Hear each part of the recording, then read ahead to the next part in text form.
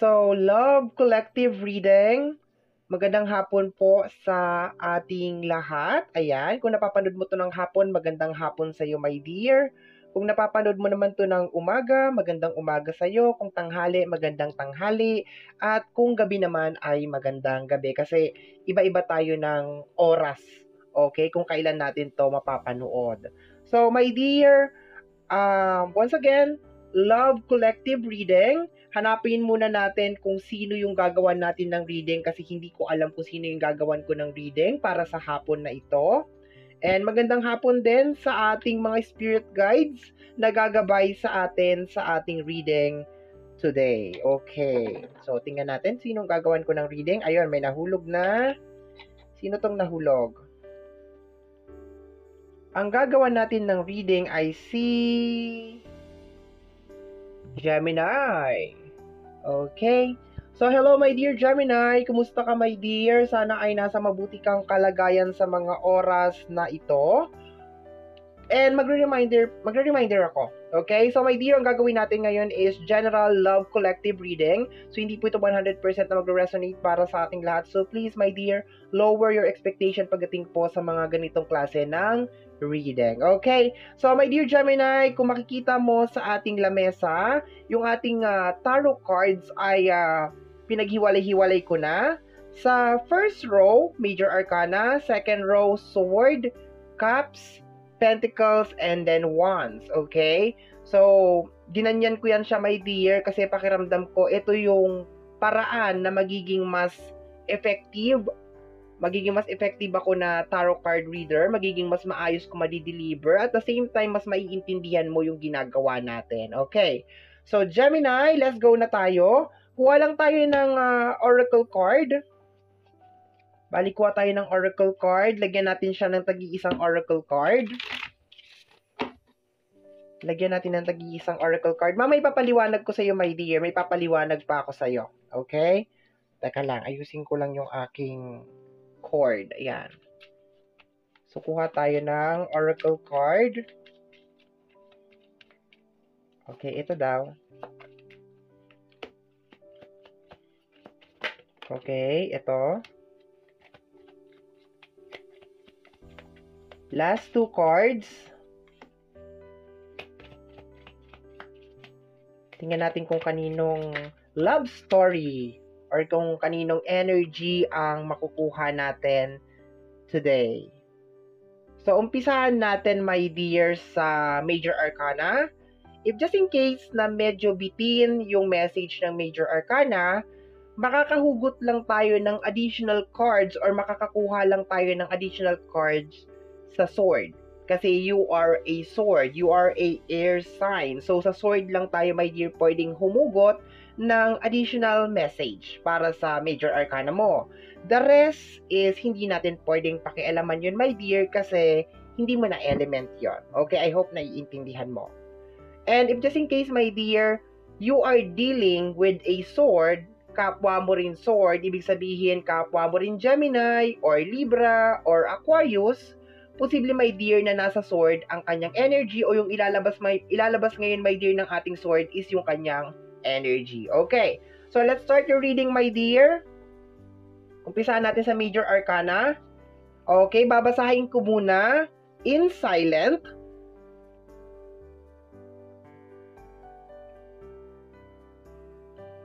Okay. So, sabi dito, I am afraid that your feelings for me are not mutual. Okay. So, may takot daw sa'yo, my dear, na kung ano yung nararamdaman mo para sa kanya, ay hindi din ganon yung nararamdaman niya para sa'yo. So, bigyan natin yan ng Major Arcana.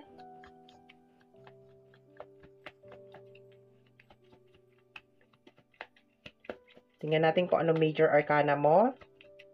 Ito lang talaga, my dear, ang mahirap sa jumping card kasi talagang kailangan mong hintayin. And ako, my dear, medyo mainipin talaga ako eh. So, tingnan natin. Ito na, meron na tayo Major Arcana. We have here the Wheel of Fortune. Okay? So, ang nakukuha ko dito, my dear, is happy energy. Okay? So, ang nakukuha ko dito is yung feelings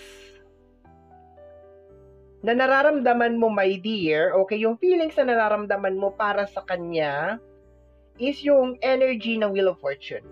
Okay? So, maging masaya, mag-enjoy, magandang relationship, so, yung kanta na ano yun, teka lang, nasa dulo ng dila ko. Kasama kang tumanda, yung gano'n na nakukuha ko dito, my dear. Ayan. So, dito, my dear, sa card na to, napakaganda nung nire-release mo na energy para sa kanya. Gusto mo siyang makasama habang buhay. Gusto mo maging maayos yung connection ninyo, if just in case meron man mga away, hindi pagkakaunawaan, or so on and so forth. Gusto mo maging okay. For some of you, nakukuha ko dito, my dear, na if just in case hindi mag-work yung relationship natin, pwede tayo maging magkaibigan. 'Di ba? Yun ang nakukuha ko dito, my dear. So, napakaganda ng energy, pero dito, my dear, sa card na to, may question mark. Nagtatanong ang puso mo or ang isip mo, my dear, if ganun din ba ang nararamdaman niya para sa'yo?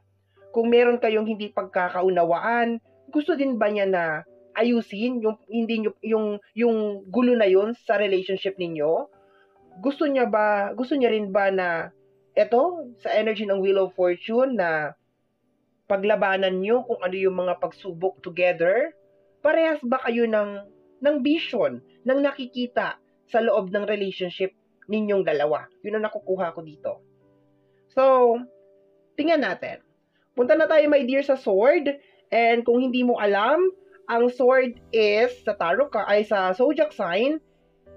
Ito ay energy mo, energy ng Libra at saka energy ng Aquarius. Sabi ko nga kanina, dito lang ako, my dear, pwede pang kumuha ng additional message. Okay? So tingnan natin. Basahin natin.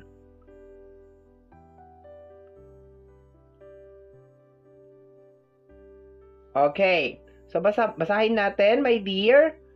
I have lost all control of my life. I keep messing up. Okay? So, dito, my dear, lost control. Wala sa sarili. Okay? Nawalan ng control sa sarili. Okay? Pakiramdam, parang maling desisyon ang ginagawa lagi. Okay? So, tingnan natin. Kuha tayo ng supporting card.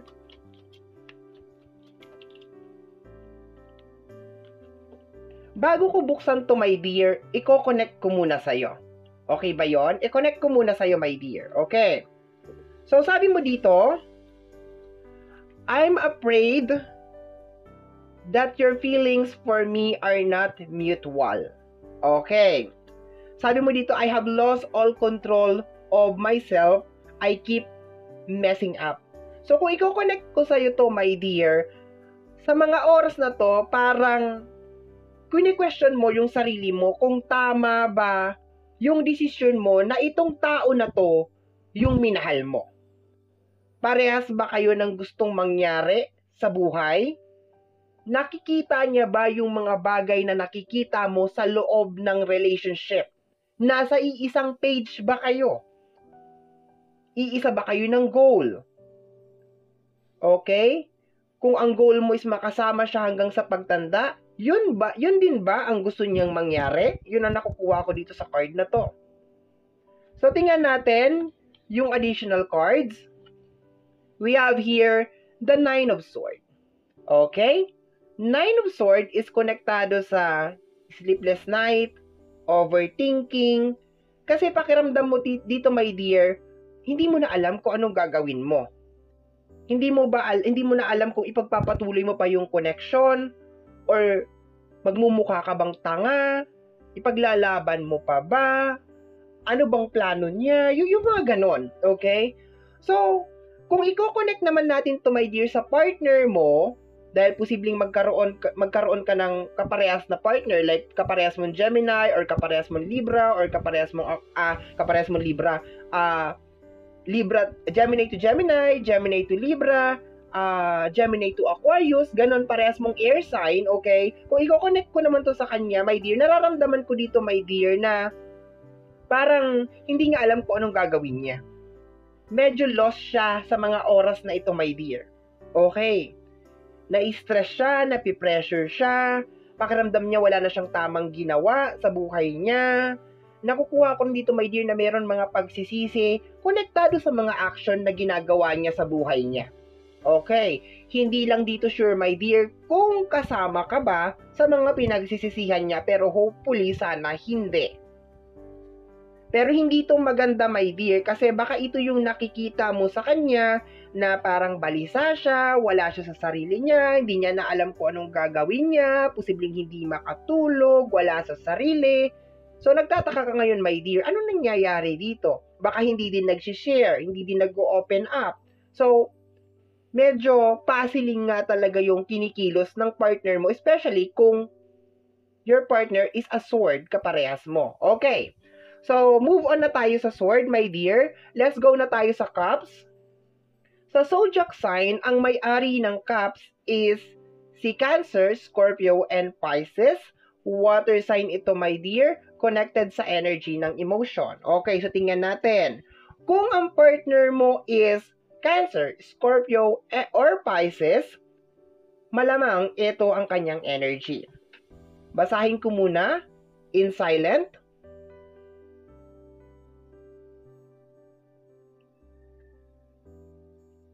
Okay. Basahin natin sabay-sabay. I am finally seeing my worth, yet I still feel unworthy of your love. Okay. So, dito, my dear, actually yung dalawang area, sword at saka cups, pakiramdam ko parang pinanghihinaan ng loob tong taong to. Yun ang nakukuha ko, my dear. Okay? So, kuha tayo ng additional cards.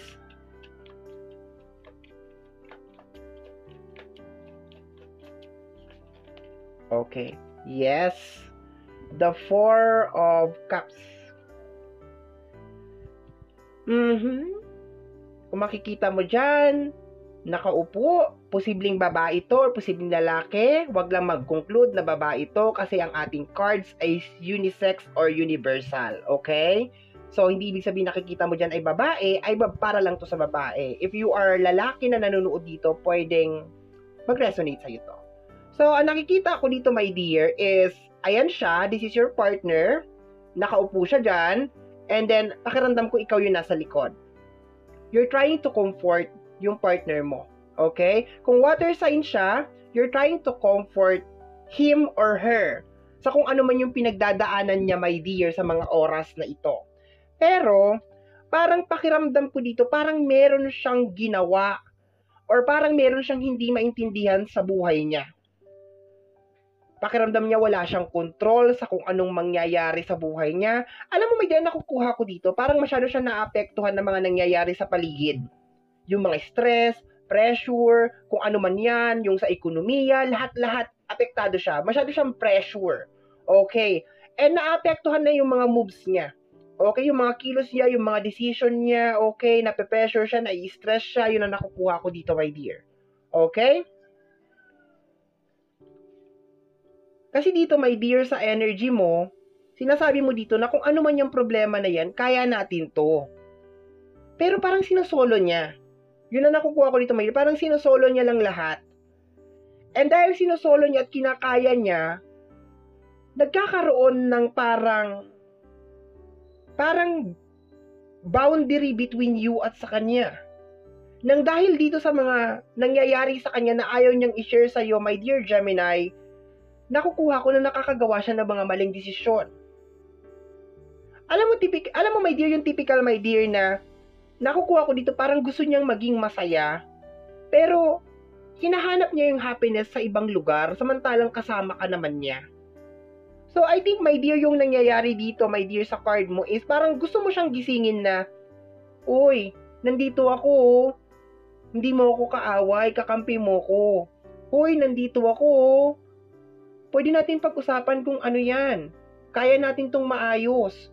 Kaso, dito kasi sa card ng Cups, especially my dear, kung ang karelasyon mo ay Cancer, Scorpio, and Pisces, parang pakiramdam, parang naaapakan mo siya, my dear. Yun na, parang masyadong ma-pride na nakukuha ako dito na tao na parang akala niya pag natulungan mo siya, kompetensya na yung nangyayari, parang kababaan niya na, my dear, pag nanghingi siya ng tulong sa'yo. Samantalang, magkarelasyon kayo nito, ha? So, anong nangyayari? Parang hindi niya kasi kaya, my dear. Kailangan ka niya. Okay, yun ang nakukuha ko dito, my dear. Kahit sabihin natin na hindi naman financially, kahit sabihin natin emotionally na lang, kausap, 'di ba? Yung sabihin mo kung nakagawa man siya ng kasalanan na hindi maganda, yung sabihin niya sa'yo, aminin niya sa'yo na pasensya ka na dahil malungkot ako, nakagawa ko ng kasalanan na ganito, or dahil masyado na akong ano sa trabaho, or masyado na akong stress, nakagawa ako ng something. Naghahalo-halo, my dear. Hindi ko na talaga alam kung ano talaga ang nangyayari sa kanya. Kung kagaya, my dear, ng pagtatanong mo ngayon kung anong nangyayari sa kanya, hindi ko na rin alam kung paano ang isasagot ko sa'yo. Pero kung i-base ko lang sa nararamdaman ko, my dear, nararamdaman ko dito na dahil sa sobrang kalungkutan niya at gusto niyang sumaya, nakagawa siya ng pagkakamali. Masyado siya napipressure sa nangyayari sa mundo, sa nangyayari sa relationship, nangyayari sa lahat, my dear. Super pressure siya. Okay? Pakiramdam niya wala na siyang control sa sarili niya, hindi niya na alam kung anong gagawin niya, pakiramdam niya lahat ng kilos niya, lahat ng galaw niya is laging palpak, laging magdadala ng disaster, laging magdadala ng gulo. Ganun ka-negative yung nangyayari sa kanya as of this moment, my dear. Kung gaano ka-positibo yung energy mo, my dear Gemini, na everything will be okay, ganoon naman ka-negative yung nangyayari sa kanya. Okay? So, move on na tayo sa dalawang zodiac sign na ito, my dear. Let's go na tayo sa Pentacles. Okay? Ikaw, my dear, nai-stress ka pero kinakaya mo eh. Kumakapit ka siguro, my dear, sa kanya, or kumakapit ka sa pamilya. Kinakaya mo eh. Okay? Hindi naman ibig sabihin parehas kayo ng zodiac sign eh. Parehas kayo talaga ng energy 100%. Kasi ikaw na nanonood sa akin ngayon na Gemini, nararamdaman ko, my dear, na palaban yung energy mo. Kabaliktaran ng energy niya. Okay? So, move on na tayo dito. Let's go na tayo, my dear, sa Pentacles. Okay? Ang Pentacles is energy ng Earth sign. Sa zodiac sign, sila si Taurus, Virgo, and Capricorn. Okay? So, basahin muna natin to, my dear. Basahin ko muna in silent, okay?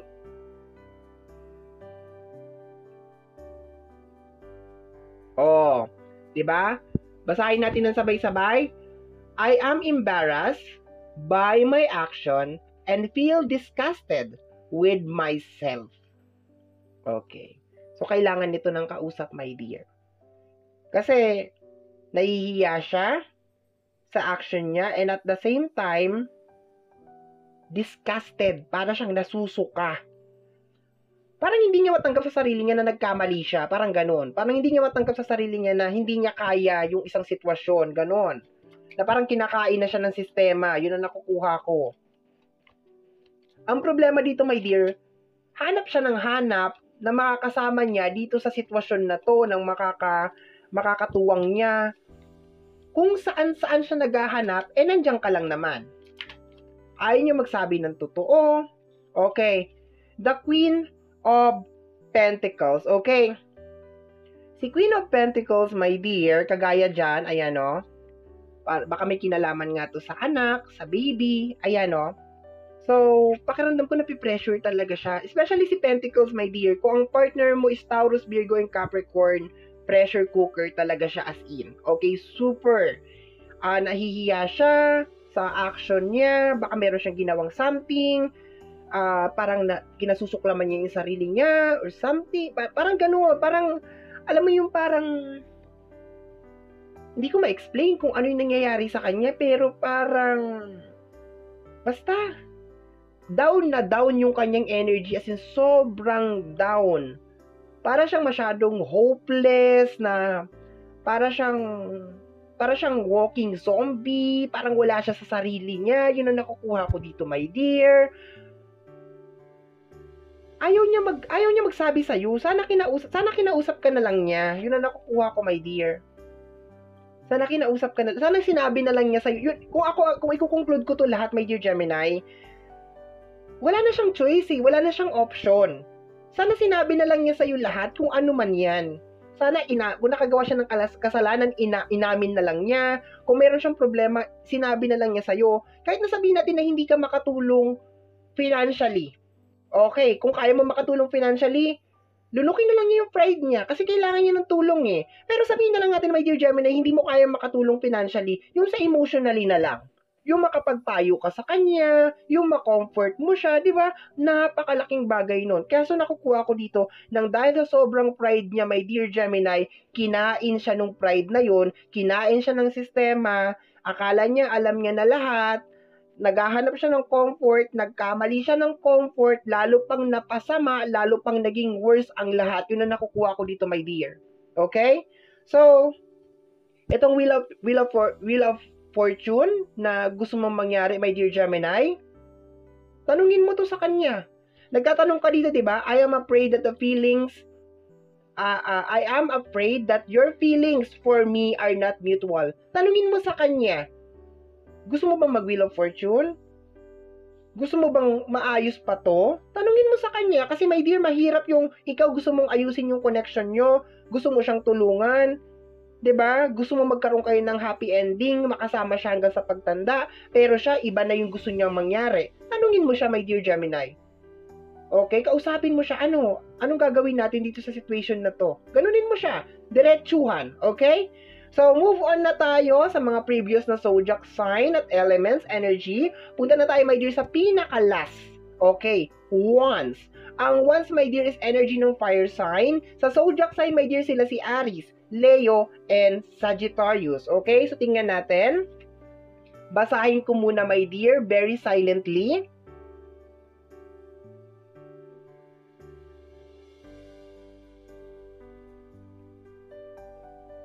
Okay, hindi na to maganda. Kung ano-ano na nangyayari sa kanya. Basahin natin ng sabay-sabay, mga my dear. My pride and ego, kababanggit ko pa lang kanina, got to hurt. Sinabi ko kanina, yung pride at saka yung ego niya, pinahamak siya nun. So, sabi nga dito, so I wanted revenge. 'Di ba? Wala na talaga sa katinuan to, my dear. I want you to hurt too. Mas malala to. So kung karelasyon mo si fire sign, Aries, Leo, and Sagittarius, gusto niya kung ano yung nararamdaman niya ay nararamdaman mo din. Anak ng tinapay. Okay. Let's go tayo. Okay. Dito sa Nine of Wands, sinampal niya si Nine of Wands. Okay, so posibleng physical na sinasaktan ka nito dahil mainit ang ulo. Okay? Mainit ang ulo, irritable, nanakit. Okay? Or posible naman, my dear, na talagang pinahihirapan ka lang talaga niya. Okay? So, hindi to maganda. Kung dito sa lahat ng ito, pinaka-worst to. Si Aries, Leo, and Sagittarius. Kasalanan niya naman lahat to eh, tapos mandadamay siya. Yun ang problema dito. Kausapin mo to, my dear Gemini. Kausapin mo to, tanungin mo, ano bang gusto mo? Ano bang gusto mong mangyari? Kasi wala na to eh. Pag hindi luminis ang kaisipan nito, my dear, wala na to. Lulubog to, kakainin siya nito, lahat to kakainin niya to at idadamay ka niya. Kung stress siya, gusto niya stress ka rin. Okay? Kung gusto niya, kung nalolos siya sa buhay niya ngayon, malolos ka rin. Okay? So, pag-usapan niyo to, my dear. Pag-usapan niyo tong nangyayari sa problema niyo, lalo na yung sa kanya. And I hope ma-realize niya, my dear, na nasa tabi lang niya yung kailangan niya. Nasa tabi lang niya yung kailangan niya, hindi niya na kinakailangan pang pumunta kung saan-saan. Dahil nandyan ka lang sa tabi niya. Kumbaga parang i-confess niya na lahat, sabihin niya na lahat. Okay? Yun na nakukuha ako dito, my dear. Wag na siya maglihim, hindi niya na kaya to mag-isa. Wala na eh. Nakukuha ko nga dito, baka nalulung sa sugal eh. Yun na nakukuha ko dito. Or baka nalulung sa bisyo, parang ganun eh. Okay? May nakukuha akong na ganun na energy. Okay? So, my dear Gemini, ito ang iyong collective love reading. Somehow, my dear, kung nagustuhan mo to, especially kung napadaan ka lang, don't forget to subscribe. Pakiclick yung notification bell para ma-update ka every time na meron akong upload. At kung nagustuhan mo to, my dear, meron dyang like, okay? Mag-like ka, my dear, kasi malaki ang maitutulong yan sa ating channel. And kung sa tingin mo, my dear, dapat tong marinig ng iba, free to share because sharing is caring. Okay? Pwede mo i-share itong ating video. And if you have any opinion, suggestion, you are free to comment down below. Don't worry, babasahin ko yan, my dear, and I will try to reply as soon as possible. Okay? So, my dear, sa mga hindi pa po nakakakilala sa akin, my name is RJ, also known as Apo J. Maraming salamat po, and until next time, bye-bye. Thank you, my dear.